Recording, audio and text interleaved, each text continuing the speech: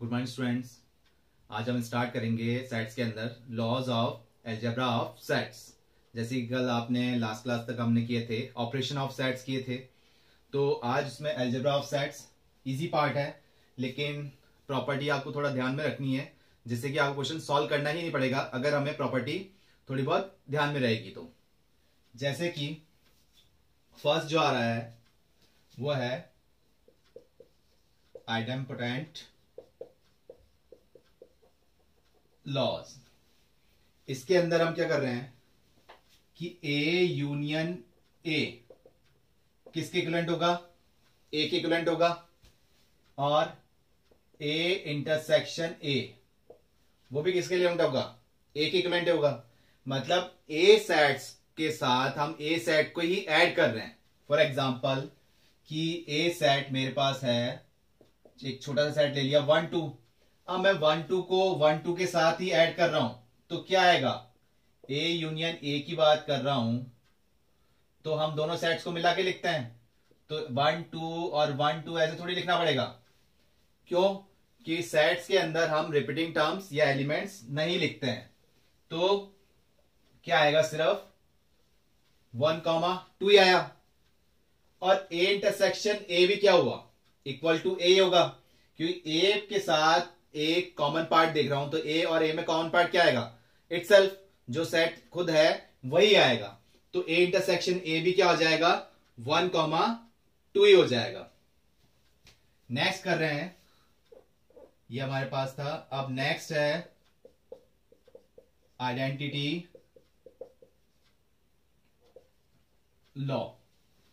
इसके अंदर क्या कर रहे हैं कि ए यूनियन फाई, यही प्रॉपर्टी आपको ध्यान में रखनी है जिससे क्वेश्चन सॉल्व करने की जरूरत नहीं पड़ेगी हमें। ए यूनियन फाई, फाई मतलब क्या है? Null set. नल सेट के साथ कोई सेट ऐड कर रहे हैं तो जो सेट है जिसके एलिमेंट्स है जो कि नॉन जीरो सेट है, नॉन वॉइड सेट है, तो वो क्या आ जाएगा? ए आ जाएगा। कि ए के साथ नल सेट जब मैं करूंगा तो वो क्या आ जाएगा? ए आ जाएगा। और ए इंटरसेक्शन यूनिवर्सल, ये यूनियन नहीं है कि बताया था आपको दो सेट के बीच में जब कोई आ रहा है तो वो यूनियन या इंटरसेक्शन होगा। यूनिवर्सल, ये सेट क्या है? Universal. A intersection universal set. Universal set का मतलब क्या हो गया? जिसके अंदर सारे एलिमेंट्स आ गए, सारे ऑब्जेक्ट्स आ गए। तो फॉर एग्जांपल यही हम एग्जांपल लेते हैं, ए सेट ये है और यूनिवर्सल सेट ले लिया मैंने 1 2 3 4 5 इस टाइप से ले लिया। तो इंटरसेक्शन मतलब क्या होता है? Common part. तो ए और यूनिवर्सल में कॉमन क्या आएगा? 1 2 ही आएगा सिर्फ। तो क्या आ गया? 1 2 क्या है? ए है। अगर ये 1 2 3 होता तो 1 2 3 कॉमन आ जाता। तो ए इंटरसेक्शन यूनिवर्सल क्या आ गया? ए आ जाएगा। ये था हमारे पास आइडेंटिटी लॉ था। नेक्स्ट है कम्यूटेटिव लॉ। कम्यूटेटिव लॉ के अंदर हम क्या कर रहे हैं? इसमें ए यूनियन बी किसके इक्विवेलेंट होगा? बी यूनियन ए के इक्विवेलेंट होगा। कैसे? एक एग्जांपल लेते हैं कि ए सेट है 1 2, बी सेट है 3 4, या फिर 2 3 4 कर देते हैं 2 3 4। तो ए यूनियन बी क्या होगा? ए और बी को दोनों को मिला के लिखना है। तो क्या आया? 1 2 3 4। और बी यूनियन ए भी क्या होगा? बी यूनियन ए, बी और ए को मिला के लिखना है। तो क्या हो गया? ये भी 1 2 3 4 हो रहा है, सेम आ रहे हैं। तो जैसे कर रहे हैं अपन 1 + 2 को मैं कर रहा हूं तो कितना आ रहा है? 3 आ रहा है। और 2 + 1 को कर रहा हूं तो भी कितना आ रहा है? 3 आ रहा है। अगर इनकी साइड चेंज कर देते हैं और आंसर सेम आता है तो उसे बोलते हैं कम्यूटेटिव लॉ। ये हुआ हमारे पास। और इंटरसेक्शन में भी देख लेते हैं। अगर A intersection B, B intersection A, ये दोनों इक्वल, ए की बात हो गई कि ए और बी में कॉमन क्या है या बी और ए में कॉमन क्या है? ए की बात आ रही है। जैसे कि ए सेट ये था, बी सेट ये था, तो ए इंटरसेक्शन बी क्या आया इसके अंदर, 2 आया, और बी इंटरसेक्शन ए वो भी क्या आ रहा है, 2 ही आ रहा है। तो ये दोनों क्या हुई, एक ही बात हुई। तो इसे क्या बोल रहे हैं, कम्यूटेटिव। जैसे मल्टीप्लीकेशन में देख रहे हैं, इंटरसेक्शन हमने देखा था, प्रोबेबिलिटी में क्या देगा, मल्टीप्लाई का कॉन्सेप्ट देगा। तो जैसे 2 इंटू 3 कर रहे हैं तो कितना आ रहा है, 6 आ रहा है, और 3 इंटू 2 कर रहे हैं तो भी कितना आ रहा है, 6 आ रहा है। मतलब इनकी प्लेस चेंज कर दी, साइड चेंज कर दी, तो भी आंसर क्या दे रहे हैं, सेम दे रहे हैं। तो वो क्या हो गया हमारे पास, कम्यूटेटिव। नेक्स्ट इसमें हम ले रहे हैं एसोसिएटिव। एसोसिएटिव लॉज क्या कहते हैं, कम्यूटेटिव में तो कितने की, 2 की पेयरिंग की जा रही है। एसोसिएटिव के अंदर क्या लेंगे, 3 की पेयरिंग करेंगे। जैसे कि ए यूनियन बी को सी के साथ ऐड कर दिया, वो किसके इक्विवेलेंट होगा, A union B union C के इक्विवेलेंट होगा। तो ये कहला रहा है एसोसिएटिव लॉ। कम्यूटेटिव 2 की पेयरिंग में आ रहा है, एसोसिएटिव 3 की पेयरिंग में जाएगा। इन दोनों का आंसर जो आएगा सेम आएगा। चाहे आप यहां से देख लीजिए 1 + 2 + 3 जब मैं कर रहा हूं, ठीक है, इसको मैं ब्रैकेट में कर लेता हूं, क्योंकि पहले 1 और 2 को ऐड कर रहा हूं तो आंसर कितना आ रहा है, 3। फिर 3 + 3 कर रहा हूं तो आंसर कितना मिल गया, 6। और अगर 1 + 2 + 3 कर रहा हूं तो ये कितना बन जाएगा, 1। बोर्ड मार्क्स रूल के अकॉर्डिंग इस ब्रैकेट को सॉल्व किया, ये कितना हो गया, 5। और 1 + 5 ये भी कितना आ गया, 6 आ गया।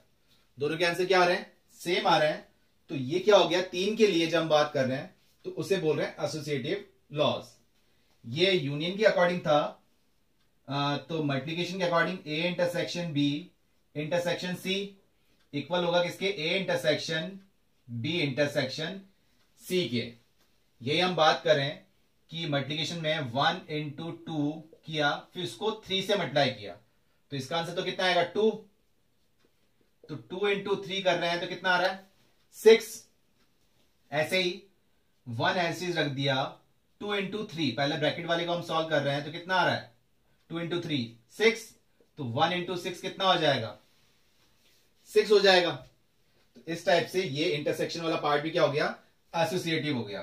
तो 3 की पेयरिंग वाला तो एसोसिएटिव में लेके जा रहे हैं, और 2 वाला किस में लेके जा रहे हैं, कम्यूटेटिव में जा रहे हैं।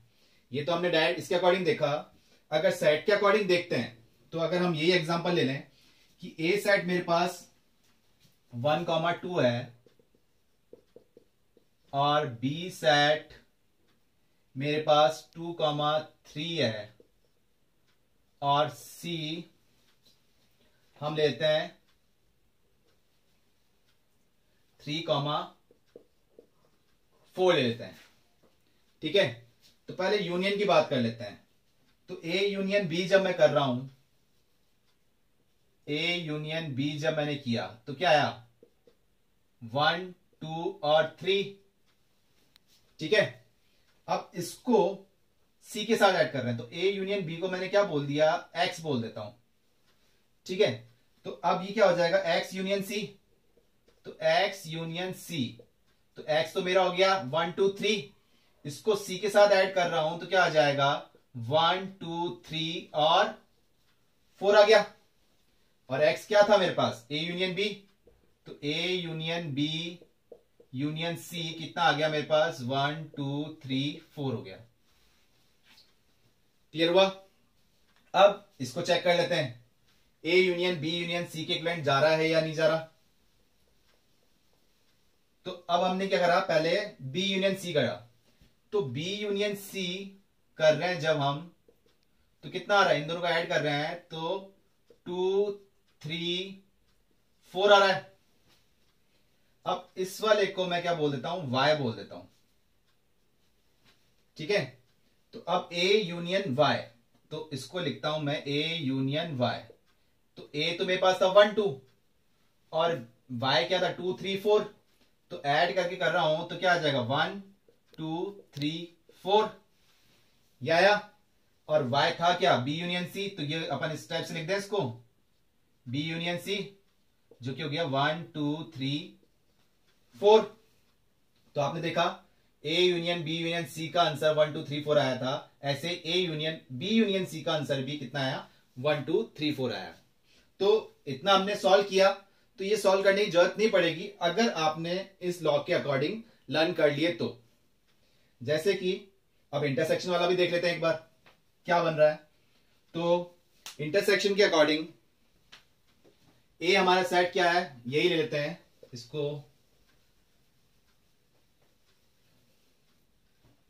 ए सेट मेरा 1 2 ही है, बी सेट मेरा 2 3 है और सी सेट मेरा 3 4 है। तो ए इंटरसेक्शन बी क्या आ रहा है, ए इंटरसेक्शन बी तो मेरा आ गया 2, ठीक है। अब उसको इंटरसेक्शन करा रहे हैं कितना, सी के साथ में। अब सी के साथ में कराओगे तो यहां कितना आ जाएगा, 5 आ जाएगा। तो कुछ ऐसा सेट लेते हैं जो आपको, चलो एक बार इसको कर लेते हैं।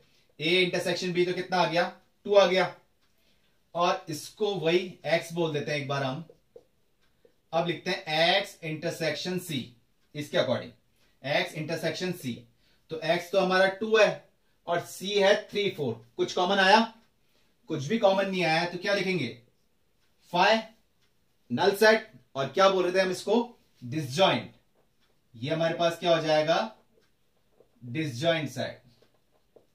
एक्स क्या था, A intersection B intersection C, जो कि कितना आया, 5 आया। अब इसके अकॉर्डिंग देखते हैं, इसका आंसर भी कितना आना चाहिए, 5 आना चाहिए। तो पहले बी इंटरसेक्शन सी निकाल रहे हैं, तो बी इंटरसेक्शन सी ले रहे हैं तो कितना आ रहा है, 3 एलिमेंट कॉमन आ रहा है, सिर्फ 3, एक ही एलिमेंट कॉमन आया। अब वही इसको क्या अज्यूम कर लेते हैं, y अज्यूम कर लेते हैं। तो a इंटरसेक्शन y कितना हो जाएगा अपने पास, a इंटरसेक्शन y, a तो 1 2 और y 3, इन दोनों में कॉमन क्या आ रहा है, कुछ भी कॉमन नहीं आ रहा, 5 हो गया, ये भी डिसजॉइंट साइड हो गया। और a intersection y, a y था क्या हमारे पास, a intersection b intersection c, यही था। तो आ गया, दोनों का आंसर सेम आ गया। तो क्लियर हो गया एसोसिएटिव लॉ। तो इतना हमने सेट अज्यूम करके, या हमारे पास सेट गिवन थे उसको लेके हमने सॉल्व किया, तो वो सॉल्व करने की जरूरत नहीं पड़ेगी अगर हमको ये लॉज ध्यान में होंगे तो।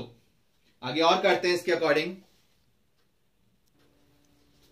नेक्स्ट है हमारे पास इसमें डिस्ट्रीब्यूटिव लॉज।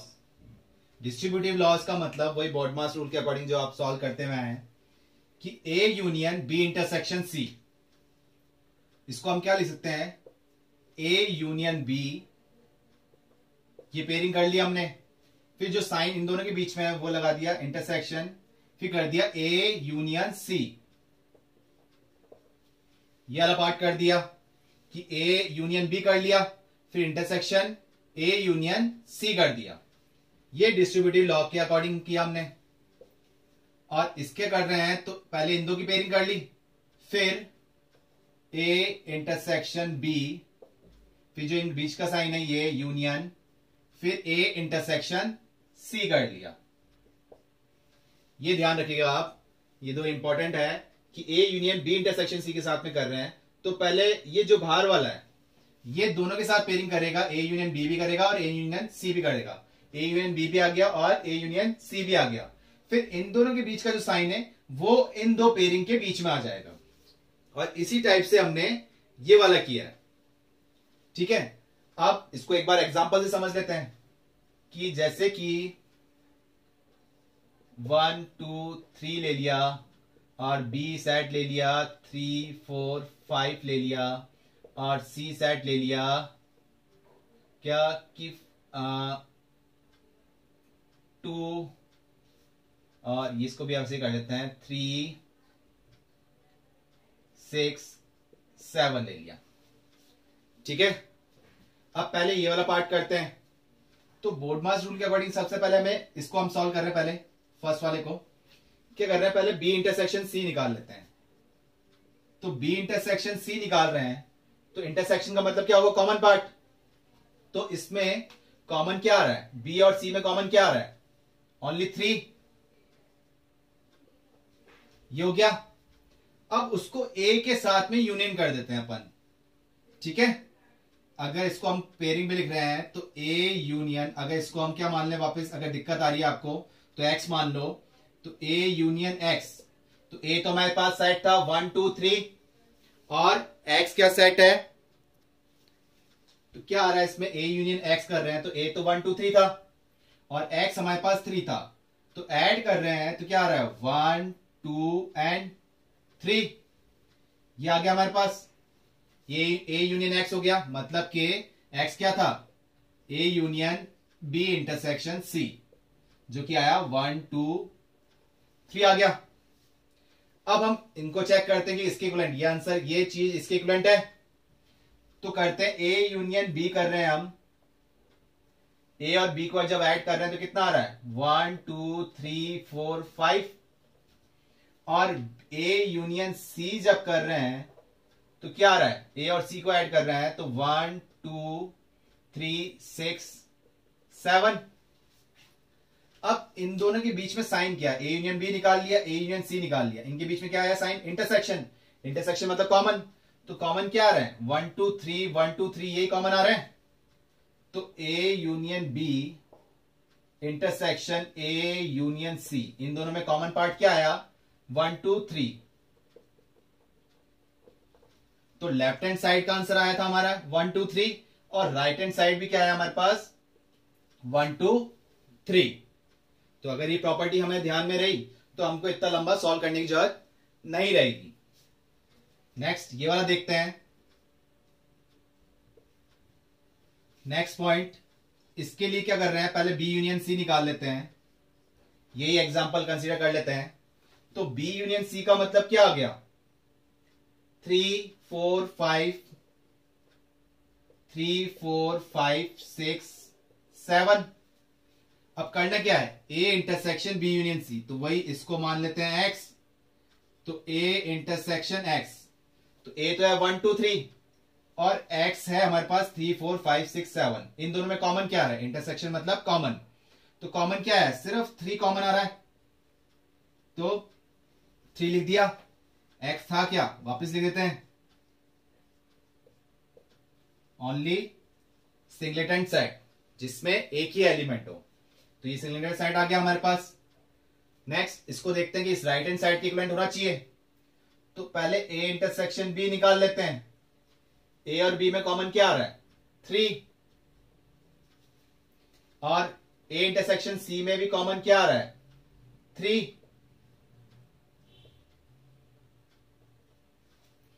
अब कर क्या रहे हैं, इसमें यूनियन कर रहे हैं, तो A intersection B union A intersection C, दोनों को मिला के सेट लिख रहे हैं, तो इसका सेट एक ही एलिमेंट है और इसमें भी एक ही एलिमेंट है और दोनों सेम ही है, तो 2 बार लिखेंगे नहीं, सिर्फ एक ही बार लिखेंगे, कितना लिखेंगे वही 3। तो लेफ्ट हैंड साइड का आंसर कितना आया था 3 और राइट हैंड साइड का आंसर भी कितना आया 3, तो सेम आ रहा है। देखा आपने एग्जांपल लेके आपने पूरा सॉल्व भी कर लिया, ड्राइव कर लिया, तो अगर ये प्रॉपर्टी लर्न रही तो हमें इसमें इतना टाइम वेस्ट करने की जरूरत नहीं है, बस डायरेक्ट आप इसको सिंप्लीफाई कर लीजिए। आगे इंपॉर्टेंट देखते हैं और पॉइंट्स। नेक्स्ट है इसमें डी मॉर्गन्स लॉ।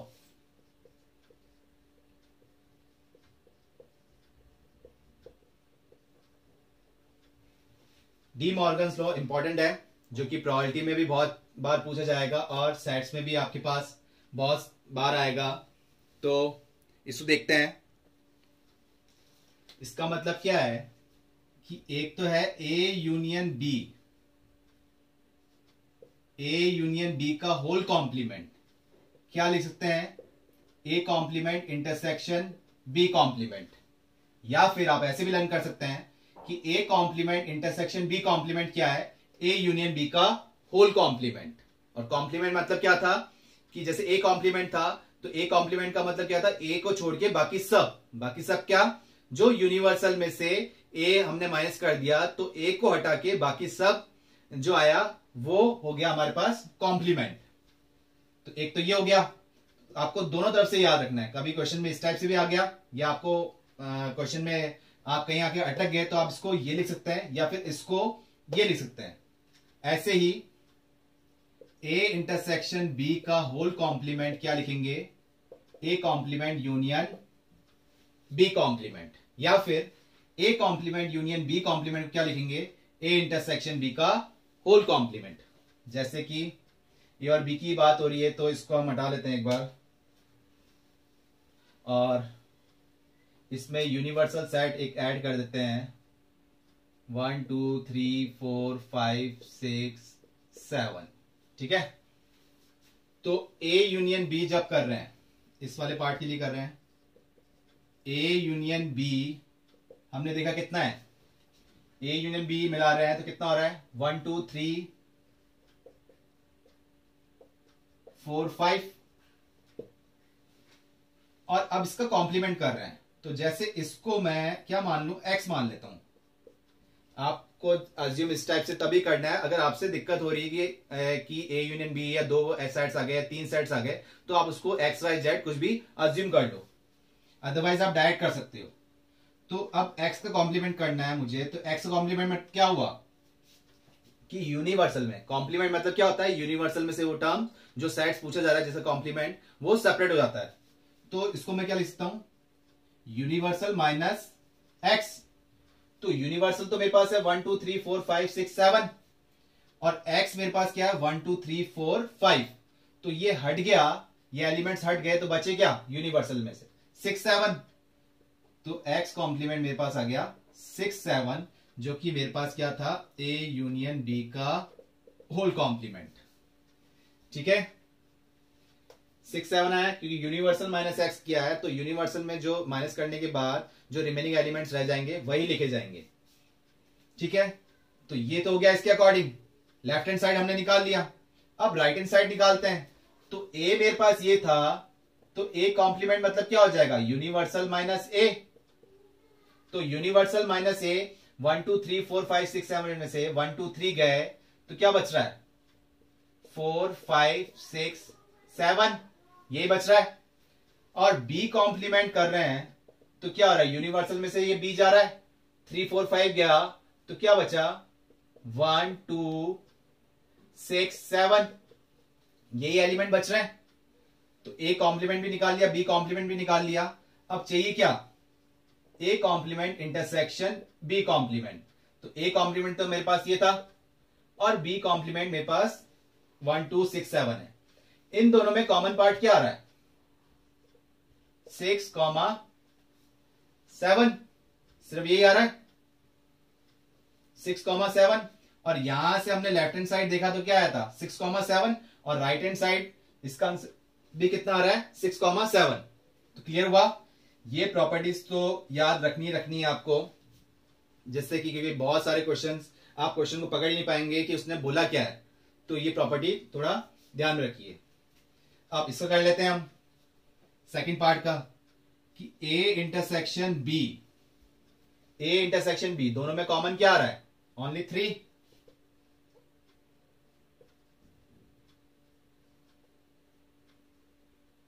और ए इंटरसेक्शन बी का होल कॉम्प्लीमेंट, मतलब कि यूनिवर्सल में से ए इंटरसेक्शन बी माइनस कर दें, तो यूनिवर्सल तो 1 से लेकर 7 तक था, उसमें से 3 गया, तो क्या बच रहा है 1 2 4 5 6 और 7, ये आ गया। अब वो इसके इक्विवेलेंट होना चाहिए, तो ए कॉम्प्लीमेंट ऑलरेडी हमने निकाल रखा है, बी कॉम्प्लीमेंट भी निकाल रखा है, तो A complement union B complement जब हम कर रहे हैं तो क्या आ रहा है, इन दोनों को ऐड कर लें। तो ऐड करने पे क्या आ रहा है, सीक्वेंस वाइज लिख देते हैं 1 2, आप पहले 4 5 इस टाइप से भी लिख सकते हैं। तो 1 2 4 5 6 7, ये इसका आया था 1 2 4 5 6 7, और वही राइट हैंड साइड में आया हमारे पास 1 2 4 5 6 7।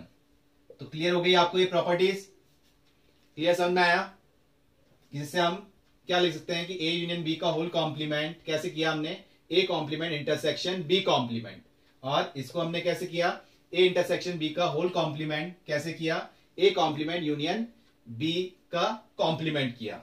ये ध्यान रखिएगा ये प्रॉपर्टीज। इसको वेन डायग्राम के अकॉर्डिंग और क्लियर कर लेते हैं हम, कि जैसे कि ये हमने बनाया, ये यूनिवर्सल हो गया, ये ए सेट हो गया, ये बी सेट। इंटरसेक्ट करते हुए क्यों बनाया है? क्योंकि ए और बी में एक पार्ट कॉमन है, तो इसको ले, ये तो ए ले लेते हैं और ये बी हो गया। तो क्या टर्म बन रही है? ये तो हमारे पास आ गया, ए तो 1 2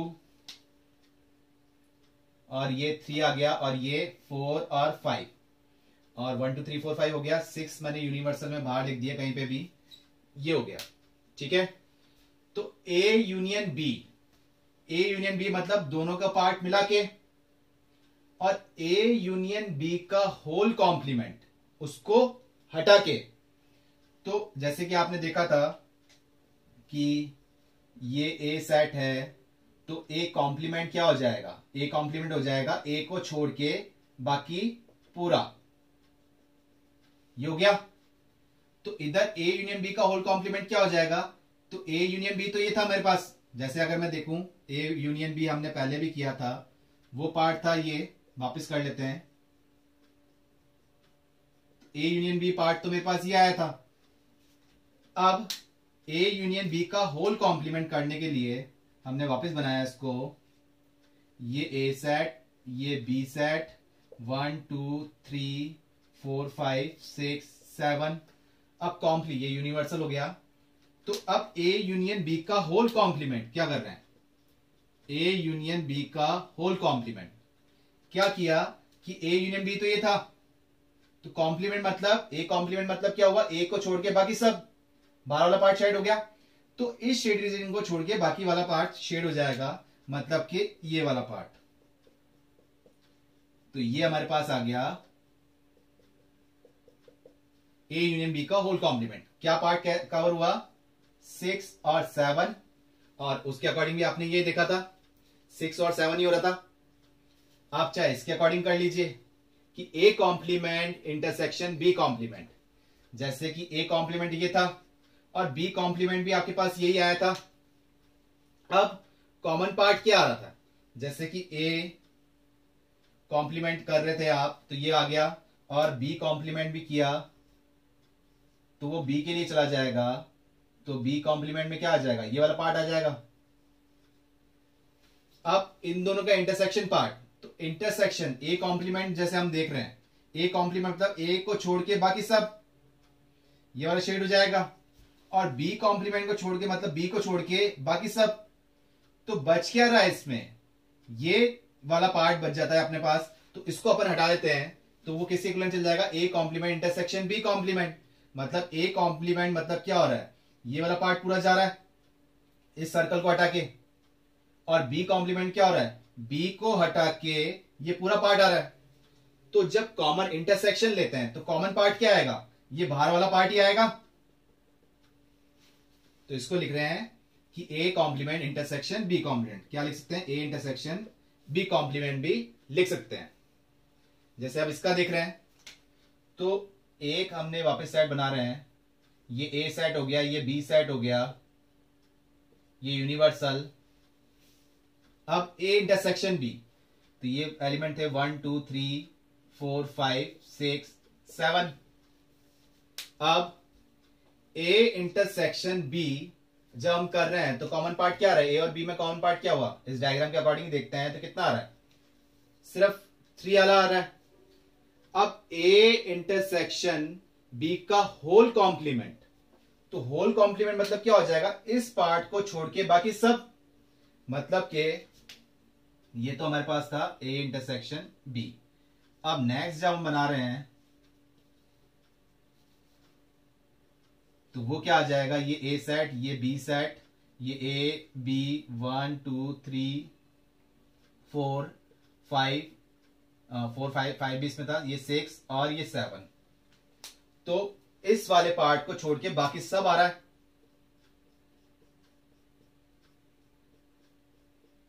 ये पूरा शेड कर देते हैं हम। सिर्फ कौन सा पार्ट रह गया? ये वाला पार्ट 3 जो आ रहा है, इस पार्ट को छोड़ के बाकी सारा शेड हो गया।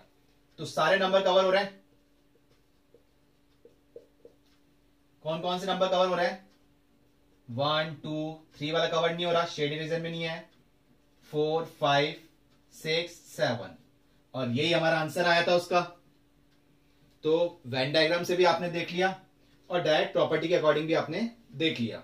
वेन डायग्राम इसलिए है क्योंकि कोई लेंथी क्वेश्चन और नंबर ऑफ सेट्स आ गए हमारे पास, तो वेन डायग्राम की हेल्प से हम फटाफट उसको सॉल्व कर लेंगे, अदरवाइज प्रॉपर्टी से सॉल्व करना बहुत लेंथी रह जाएगा।